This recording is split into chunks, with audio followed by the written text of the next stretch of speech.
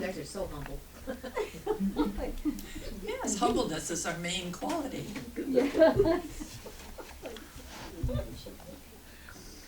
That's just so true. Our inspirational reading comes today from the 365 Science of Mind, A Year of Daily Wisdom from Ernest Holmes. And in response to our title today, I'm only going to say a part of this. The peace and the power of the divine presence is with me today. Therefore, I walk calmly, knowing that I am enveloped in the divine presence.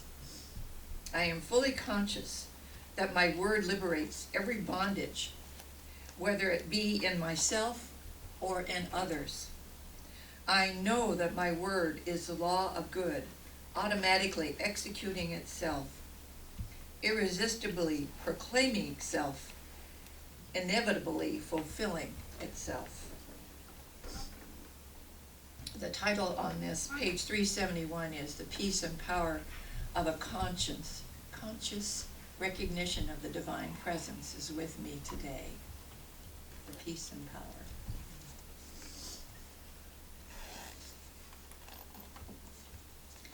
And now to give us some more about this subject is one of our wonderful leaders here at the Teaching of the Antichrist. She is the head of the Outreach Ministry, the World Healing Ministry. She's on our International Executive Board of the Teaching, and she is a teacher and a healer here at the Teaching of the Antichrist, and she's got a great sense of humor and a wonderful laugh. And she's going to be speaking to us today about awakening to the power of our inner Christ. Please welcome with me Reverend Marianne Kelley.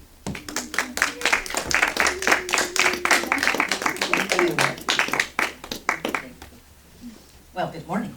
Good morning. Good morning. Are we all having a wonderful Christmas season? Yes. Yes, we are. So cool. So neat. Well, we're awakening to the power of our inner Christ. Awakening to the power. Awakening. So, for beautiful eyes, look for the good in others. For beautiful lips, speak only words of kindness. For poise, walk in the knowledge that you are never alone. And that's a quote from Audrey Hepburn. Do you remember her? Yes. And I have another quote for you. Do not allow others to make your path for you. It is your road and yours alone.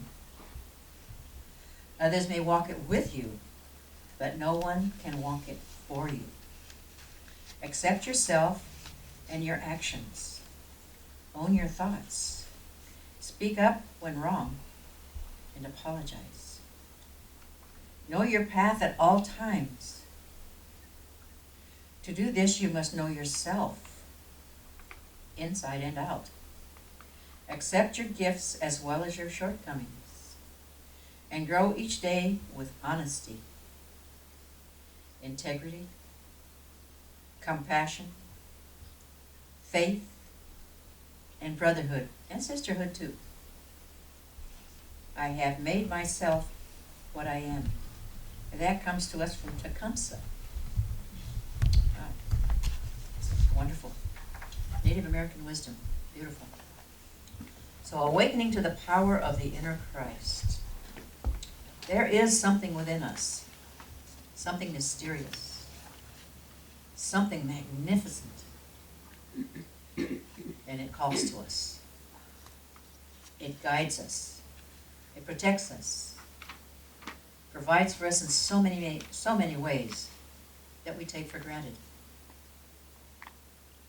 How do we know to breathe? Do we have to tell our lungs to take it in and let it out? How does that work? How do we digest our food? How does that work? It just does. We can know how it works, but we don't know why. And we don't know how it came together like that. And how do we know to release what no longer serves us in the physical body. And how can we bring that into the world about us to function in so many ways? How did we know when that light turned green that we hesitated for just a moment and a car went whizzing through that would have broadsided us had we gone the moment the light turned green? How do we know not to go at the very second that we would have normally? How do we know these things? What is that something about us that we seem to ignore? We seem to have an inkling about that power, but every once in a while, in conversation with a friend perhaps, or someone, and something so profound comes out of her mouth that we turn around to see who said it. We didn't know we knew that.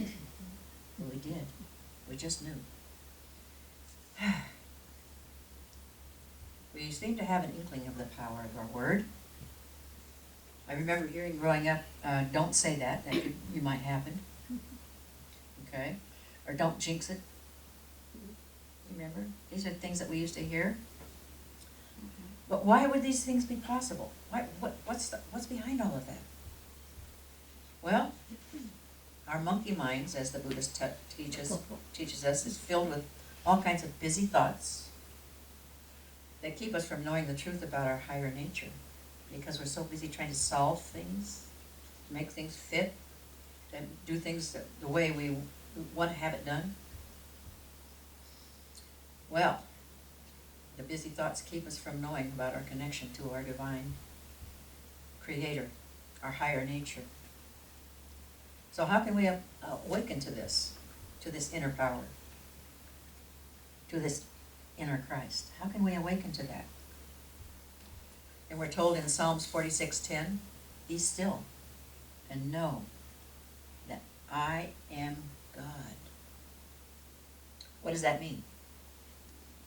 It means to let go of needing to push, to strive, to be opinionated. Oh, I don't know anybody like that. To need to know it all, to be critical or overbearing, the need to be a victim or to victimize, to doubt, to judge, and so on and so on and so on. Well, Moses met his I am in the burning bush. And I want to read just a little bit about Moses and that bush. Now Moses kept the flock of Jethro, his father-in-law, the priest of Midian, and he led the flock to the backside of the desert and came to a mountain of God called Ereb. And an angel of the Lord appeared to him in a flame of fire out of the midst of a bush, and he looked, and behold, the bush burned with fire, and the bush was not consumed. So Moses said, I will now turn aside and see this great sight, why the bush is not burnt. And the Lord saw that he had turned aside to see, and God called unto him from the midst of the burning bush and said, Moses, Moses. And Moses said, here I am. And God said, draw not nigh hither, put off thy shoes from thy feet, for the place upon which thou standest, God said, is holy ground. And he said, moreover, I am the God of thy father, of Abraham, the God of Isaac, the God of Jacob. And Moses hid his face and was afraid to look upon the Lord.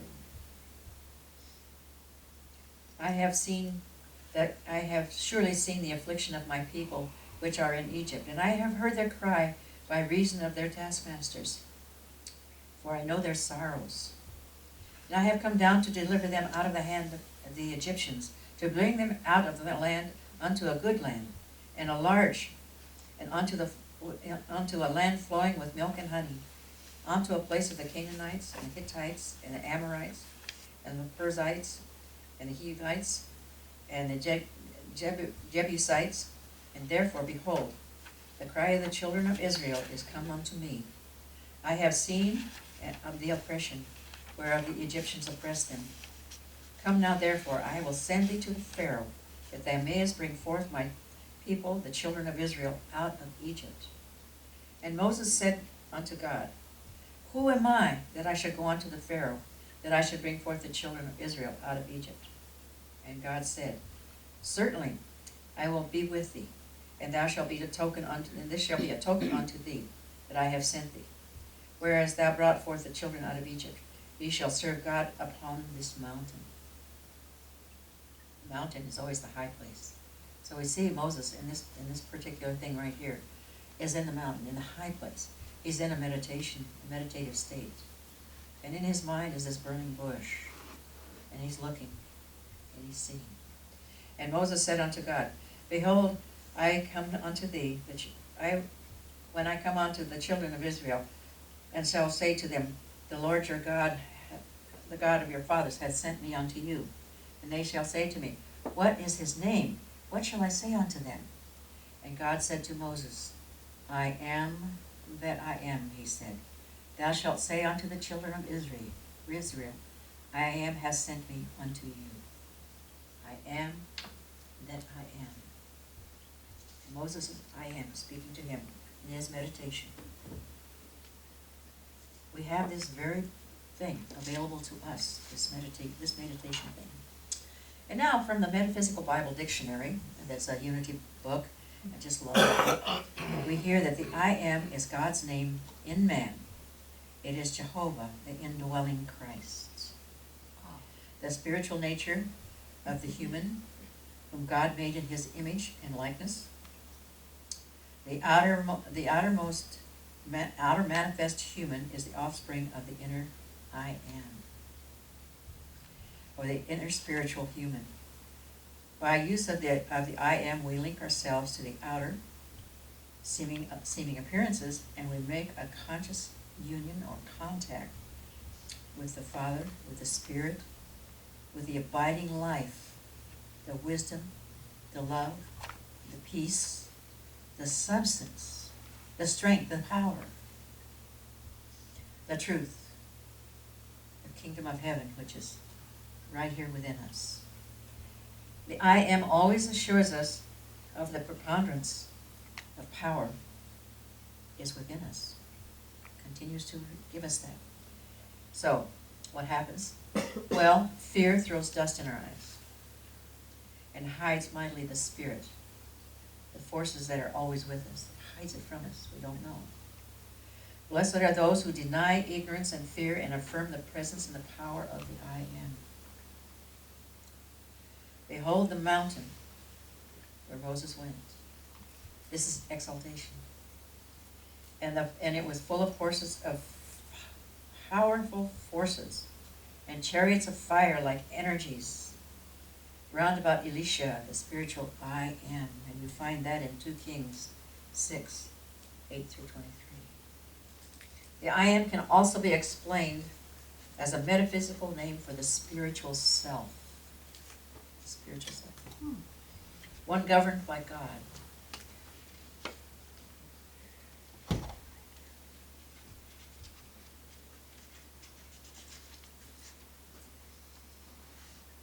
The other by self. So, let me say that again. The I am can be explained as a metaphysical name for the spiritual self as distinguished from the sensate self. One governed by God, the other by self. Christ is the spiritual name of the I am of Jesus, who called it the Father. It is the Father of the personal will and consciousness of unity between the two must finally be made to preserve the oneness of creation, which is what we are a part of. That is what is meant by the phrase, he that doeth the work of my Father. We must do the very will of God in our will. We must mix it in our will, which is virtually to surrender the whole human to the God within. So how do we do that? Practice, practice, practice. Daily prayer, speaking our word and knowing the power and the conviction behind it produces. And how do we know what to pray for? It comes to us in moments of insight. And a true desire comes to us in moments of insight. And so it is the Father within, our personal Christ aspect, the individualization of the I am, the personal I am, to the grand I am. And we do this how? By daily meditation, taking time to listen, and to know in our prayers that when we will know when we are being guided, we will understand when we are being guided by what we see, what we hear, what we feel, and our prayer is to recognize the guidance when it appears. And it can come in the bird's song, in the butterfly, validating that we're right on the right track. It can come from a child's question or a child's wisdom. And children are so wise. They're closer, you know. They haven't had it all beaten out of them. They're closer. So we recognize, we pray to recognize it when it shows up. It can come in any direction. And next, the third thing that we can do is daily channeling. And how do we do that? We channel our God-given talents in the work that we do. Whether that be in writing, or speaking through, or dancing through, or playing the piano, or anything else that we do. Playing the ukulele, that's fun too. And everything that we do, and all of the talents that we have, when we share these talents, we are sharing our God-given gifts. And we have many of those, as you know. The key is to be aware of the gifts we are receiving every minute of every day. And we are getting them every minute of every day. If we are breathing, we are receiving a gift. So, spiritual character is the rock foundation of being. We build ourselves into God, and we find that we are in heaven on earth when we build that rapport within ourselves. So let go of the little self and take hold of the big self. Not my will, but thine be done. So, the I am of each individual is the will in the highest aspect. It's the highest will. It may be said that humanity, because of the direct power that has decided the common formation, makes what we call the individual. That's what makes us. From Christ of the New Age, page 56, Jesus the Christ speaks through. You are the face of darkness, and to turn it into light. No, excuse me, here. You are here to face the darkness and turn it into light with the power of God which God gives through you. You are here to face the false and turn it into truth through the knowledge of the truth within you. And it's there. Look for it. It's there. You are here to walk among all, to love, to bless, to heal where you can, everywhere you can, wherever there is a need. And so I say to you, Happy New Year, blessed Christmas, and throughout the year 2020, I know blessed things are coming to each and every one of us and everyone we know because of the Christ within us. Thank you, wonderful God, in all of us and everyone we meet. And so it is, and so we allow it to be through ourselves. And let the people say, Amen. And so it is. Thank you, God. Thank you, Pete. Thank you, Pete. Show your God something, everybody. Yeah. Show your God. Go, girl. Go, girlfriend. Show your God. You go, girl. You go show that God. Running through you. Thank you for that inspiring talk, Dr. Mary. Reverend Mary Ann. You're Thank you welcome. very much. You bet.